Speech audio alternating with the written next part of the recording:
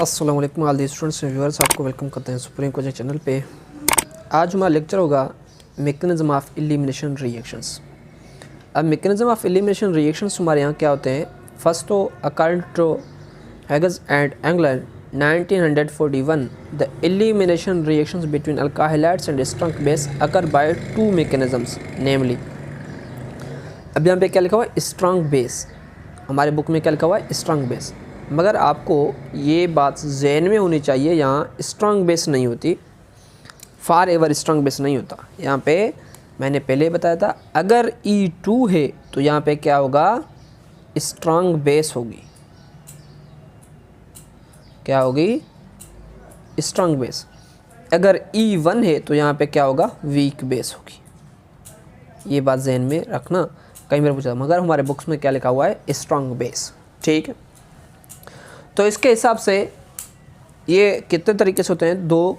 एक तो biomolecular elimination reactions, एक कहता है यूनिमॉलिक्यूलर एलिमिनेशन रिएक्शंस। बायोमॉलिक्यूलर को आप सेकंड ऑर्डर बोल सकते हैं, सेकंड ऑर्डर एलिमिनेशन रिएक्शंस, और इसको आप फर्स्ट ऑर्डर एलिमिनेशन रिएक्शन बोल सकते हैं, फर्स्ट ऑर्डर एलिमिनेशन रिएक्शंस। ठीक, ये बात होगी। अब हम पहले बायोमॉलिक्यूलर एलिमिनेशन रिएक्शन का जिक्र करेंगे, उसके बाद unimolecular elimination reaction second order and first order respectively हम बात करेंगे। पहले हम चलते हैं बायोमॉलिक्यूलर एलिमिनेशन रिएक्शंस के ऊपर। तो हम बात करें E2 एलिमिनेशन रिएक्शंस की। तो E2 एलिमिनेशन रिएक्शंस जो होती है कि किस मेथड में होगा और इसमें कौन कौन से सबस्ट्रेट रिक्वायर हैं। इसमें अब यहाँ पे मैं आपको एक बात समझाना चाहता हूँ कि आप लोगों को बहुत सारे स्टूडेंट्स की ये आर्ग्यूमेंट्स होती है कि सर सबस्ट्रेट क्या होता है और न्यूक्लियोफाइल क्या होती है। पहले भी मैंने न्यूक्लियोफाइल और न्यूक्लियोफाइल सब्स्टिट्यूशन रिएक्शन में ये बताया था, अगर नहीं बताया था तो अभी बता रहा हूँ। यहाँ पे दो बातें होते हैं, तो एक होता है सबस्ट्रेट। सबस्ट्रेट हमारे यहाँ क्या होगा, जो भी अल्काइल हैलाइड है उसको क्या बोलेंगे, सबस्ट्रेट। और दूसरा क्या है, बेस हो या न्यूक्लियोफाइल हो, कोई भी। ठीक, ये हमारे यहाँ बेस और न्यूक्लियोफाइल्स होते हैं। सबस्ट्रेट अलग है और न्यूक्लियोफाइल और बेस अलग है, रिएजेंट्स को बोलते हैं। अब बायोमॉलिक्यूलर एलिमिनेशन रिएक्शन में क्या होती है, एलिमिनेशन रिएक्शंस जो एलिमिनेशन रिएक्शंस सेकंड ऑर्डर है। E2 बिकॉज बायोमॉलिक्यूलर्स, इसको E2 जो है किसको शो करता है, बायोमॉलिक्यूलर, और E जो है किसको शो करता है, एलिमिनेशन को, एलिमिनेशंस को शो करता है। बायोमॉलिक्यूलर एलिमिनेशन रिएक्शंस होती है।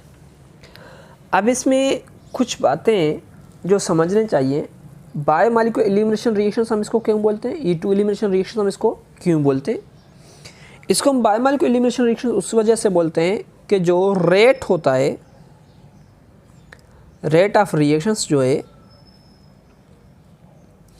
डिपेंड अपॉन कंसंट्रेशन ऑफ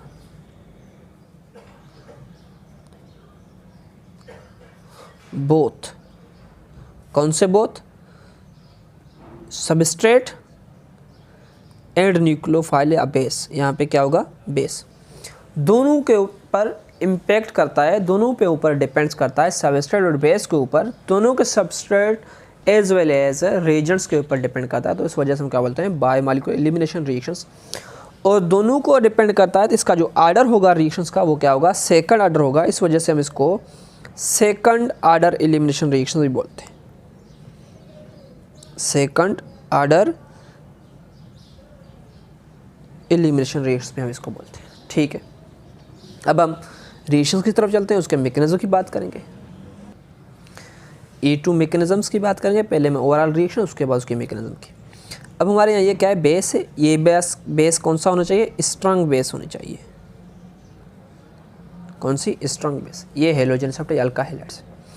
अब ये क्या होगा, ये अल्फा कार्बन्स, ये बीटा कार्बन्स, और ये हमारा गामा कार्बन्स। डायरेक्टली ये किसके ऊपर ऐड करेगा, बीटा कार्बन्स के हाइड्रोजन्स के ऊपर। बीटा हाइड्रोजन्स यहाँ से रिमूव हो जाएगा, और जैसे ही बीटा हाइड्रोजन यहाँ से रिमूव होता है तो वो उसका जो बॉन्ड्स होता है वो यहाँ पे फॉर्म होता है, और ये यहाँ से रिमूव हो जाता है हेलोजन एटम्स में। तो मीन्स दरअसल इसमें भी क्या होता है, ट्रांजिशन स्टेट फॉर्म होती है, जैसे हमने SN2 रिएक्शन में भी जिक्र किया था। तो मैं वो भी यहाँ पे लिख लेता हूँ जिससे आप लोगों को समझ में आ जाए। यहाँ पे क्या है, बेस है और ये डायरेक्टली किसके ऊपर, कार्बन्स का कौन सा हाइड्रोजन, इस हाइड्रोजन के ऊपर। अब ये जो बॉन्ड होगा ये पार्शली फॉर्म्ड होगा, मैंने ये बॉन्ड ब्रेक कर दिया या पार्शली फॉर्म्स कर लेता हूँ। तो ये कौन सा कार्बन्स के ऊपर, ये कार्बन्स, और हमारे यहाँ ये क्या होता है CH3, और यहाँ क्या होता है CH2। ये बॉन्ड पार्शली क्या हो जाता है, ब्रेक हो जाता है हेलोजेंस के।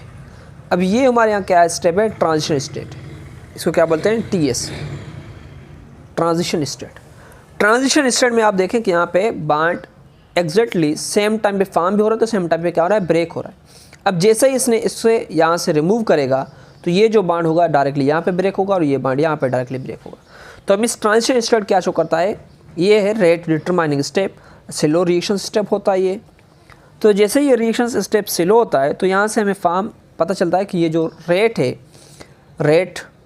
Rate means speed of reactions, किसके ऊपर डिपेंड्स करता है, depends upon both concentration of substrate and base, दोनों के ऊपर डिपेंड्स करता है। तो यहाँ से डायरेक्टली क्या फॉर्म हो जाएगा, फर्दर कंटिन्यू होगा, तो बेस किसके साथ, बेस हाइड्रोजन के साथ आ जाएगा, और फर्दर जो हमारे यहाँ प्रोडक्ट्स बनेगा वो कौन सा बनेगा, यहाँ पे CH3 और carbons double bond with CH2 और यहाँ पे इसका एक हाइड्रोजन, ठीक है, और प्लस में हेलोजन नेगेटिव लीविंग ग्रुप्स के तो रिमूव हो जाएगा। अब ये आपके सामने इसका रिएक्शन है, इसका मैकेनिज्म्स के मेथड यही होते हैं, स्टेप्स भी यही होते हैं। तो यहाँ पे आप लोगों को याद रखने का मेथड्स जो बात है वो कौन सा है, यहाँ पे स्ट्रॉन्ग बेस होनी चाहिए। बेस क्या करता है, हाइड्रोजन को एलिमिनेट करता है। न्यूक्लियोफाइल अगर हो, बेस ना हो, by chance it's work as a nucleophile, तो न्यूक्लियोफाइल का तौर ये किस तरीके से एक्ट करेगा, अब ये भी मैं आपको बता रहा हूँ कि अगर न्यूक्लियोफाइल का तौर एक्ट करेगा तो ये सिंपली हेलोजेंस को रिप्लेस करेगा और इस हेलोजन वाले कार्बन्स के साथ खुद जाके अटैच होगा। तो मीन्स यहाँ पे क्या बन जाएगा, बेस न्यूक्लियोफाइल के तौर एक्ट कर रहा है, तो न्यूक्लियोफिलिक सब्स्टिट्यूशन रिएक्शंस होगी। यहाँ पे क्या एलिमिनेशन रिएक्शंस है। तो अभी हम बुक की स्टडी करेंगे, उसके बाद इसके एग्जांपल्स के थ्रू आप लोगों को फिर समझाएंगे कि एग्जांपल्स को किस तरीके से सॉल्व किया जाता है। यहाँ पे क्या है, bimolecular elimination reactions in which substrate alkyl halides and attacking nucleophile or base such as OH are involved in rate determining steps is called bimolecular elimination reactions और E2 एलिमिनेशन रिएक्शंस। अब यहाँ पे क्या है, reactions of primary alkyl halides are generally E2 reactions. Primary alkyl halides generally E2 देते हैं। अगर हम बात करते हैं प्राइमरी के अलावा 2 डिग्री अल्काइलाइड्स हों तो वो क्या देंगे, वो E1 भी दे सकते हैं और E2 भी दे सकते हैं, डिपेंड करता है सॉल्वेंट्स के ऊपर। अगर सॉल्वेंट क्या हो, पोलर तो E1, अगर नॉन पोलर तो क्या देंगे, E2 एलिमिनेशन रिएक्शंस देंगे। यही बात पहले भी हमने न्यूक्लियोफाइल सब्स्टिट्यूशन रिएक्शन में बताया था, उसमें सिमिलरिटीज़ है, सेम है, मगर डिफरेंस ये है कि यहाँ पे किसके तौर एक्ट कर रहा है, बेस के तौर एक्ट कर रहा है OH, वहाँ पे OH किस न्यूक्लियोफाइल के तौर एक्ट कर रहा था। Which through occurs transition states. अब यहाँ पे क्या है, बेस है, इसको हम बेस बोल रहे हैं, ये न्यूक्लियोफाइल नहीं है, बेस है। अगर यहाँ पे क्या है कि आप देखें कार्बान्स अल्काइल ग्रुप्स, अगर अल्फा कार्बान्स और यहाँ पे क्या हो जाएगा, बीटा कार्बान्स, बीटा हाइड्रोजन यहाँ से रिमूव हो जाएगा। अब पार्शियल नेगेटिव पार्शियल पॉजिटिव, जैसे ही बेस ने किसको देखा, बीटा हाइड्रोजन, ये डायरेक्टली इसके ऊपर अटैक करेगा, इसको अपनी तरफ खींचने की कोशिश करेगा। अब यहाँ पे देखें, यहाँ पे डॉटेड लाइंस में ये बॉन्ड्स फॉर्म हो रहा है और ये बॉन्ड्स डॉटेड लाइंस में क्या हो रहा है, ब्रेक हो रहा है। तो ये कहाँ चलाएगा, इस तरीके से, और यहाँ पे ये बॉन्ड्स भी पार्शियली क्या हो रहा है, ब्रेक हो रहा है। तो मीन्स यहाँ हमारे ये जो है स्टेट है, इसको क्या बोलते हैं, ट्रांजिशन स्टेट। ट्रांजिशन स्टेट क्या शो कर रहा है कि ये जो रिएक्शंस का रेट है दोनों के ऊपर डिपेंड्स कर रहा है, बेस के ऊपर भी और सबस्ट्रेट के ऊपर भी। जैसे यहाँ से ये हेलोजन एटम्स रिमूव होगा और यहाँ से OH को रिमूव करेगा तो यहाँ पे डबल बॉन्ड्स फॉर्म हो जाएगी। तो मीन्स यहाँ पे क्या है, carbons double bonds with carbons and formation of the alkyne suckers, और OH को साथ वाटर बनाएगा और हेलोजन लिविंग ग्रुप्स यहाँ पे रिमूव हो जाएगा। और रिएक्शन कितने स्टेप्स में कंप्लीट हुआ, रिएक्शन 1 स्टेप रिएक्शन से। Rate determining steps, applying law of mass of action. आपको law of mass of action का पता है कि rate of reactions is directly proportional to the concentration of substrate as well as nucleophile, दोनों के ऊपर depend करता है। के है स्पेसिफिक रेट कांस्टेंट, और ये जो यहाँ पे ये इस तरीके से शो किया हुआ है इसको क्या बोलते हैं ब्रैकेट्स में, ये कंसंट्रेशन को शो करते हैं, ये show the concentrations, denote the concentration species of mole पर डेसीमीटर क्यूब। यूनिट्स क्या होता है, मोल पर डेसीमीटर क्यूब होता है। Such reaction which rate reactions depend upon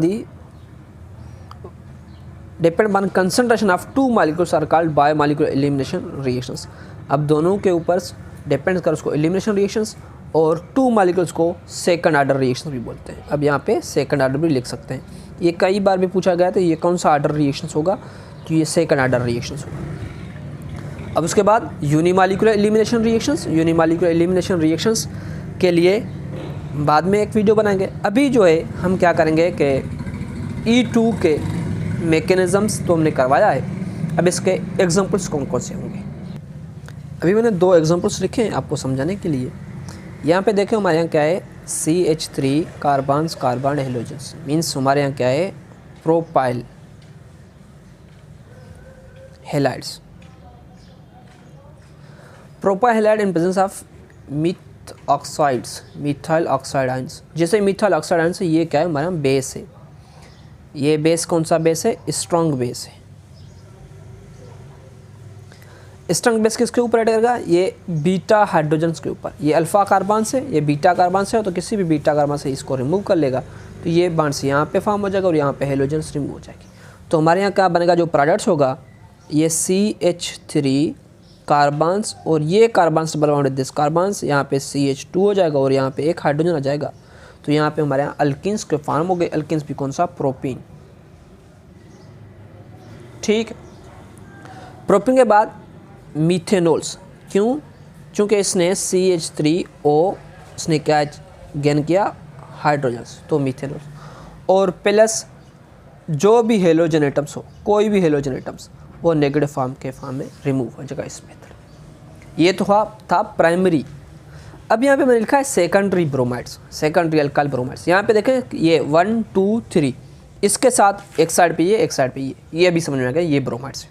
ठीक है, ये सेकेंडरी है, ये 2 डिग्री है, ये मिथाइल ऑक्साइड, यहाँ पे मिथॉक्साइड्स आइन। तो यहाँ पे सॉल्वेंट्स जो होगा ये कौन सा होना चाहिए, नॉन पोलर। E2 के लिए पोलर नहीं होगा, नॉन पोलर सॉल्वेंट्स।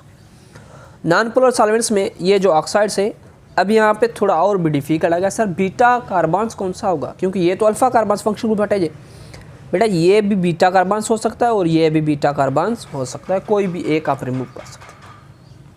अब सर कौन सा रिमूव होगा, अब आपको इसमें से वो कार्बन्स बीटा हाइड्रोजन ये भी रिमूव कर सकते हैं, बीटा हाइड्रोजन ये भी रिमूव कर सकते हैं। अब यहाँ पे फॉलो होगा ZZEF rule, ZZEF rule, ZZEF rule. ये रूल क्या बोलता है, जिसमें ग्रेटर द सब्स्टिट्यूट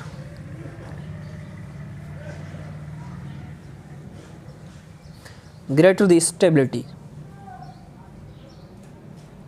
ये भी मैं आपको बताता हूँ। अगर हम ये हाइड्रोजन यहाँ से रिमूव करें तो ये डबल बॉन्ड्स कहाँ पे फॉर्म हो जाएगा, यहाँ पे देखते हैं, CH3 कार्बन्स CH2, ये carbons double bond with this carbons, यहाँ पे CH2 और यहाँ पे एक हाइड्रोजन।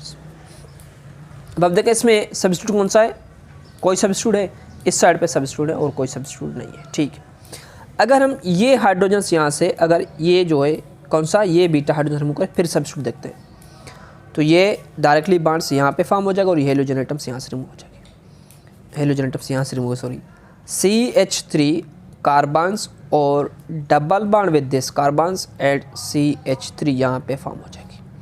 अब हाइड्रोजन एटम्स और एक हाइड्रोजन एटम्स, अभी समझ आ गया यहाँ पे कितना सब्स्टिट्यूट, एक सब्स्टिट्यूट ये, दूसरा सब्स्टिट्यूट ये, यहाँ पे 2 सब्स्टिट्यूट्स हैं। कितने सब्स्टिट्यूट हैं, 2 सब्स्टिट्यूट। तो ये होगा मेजर प्रोडक्ट्स और ये होगा माइनर।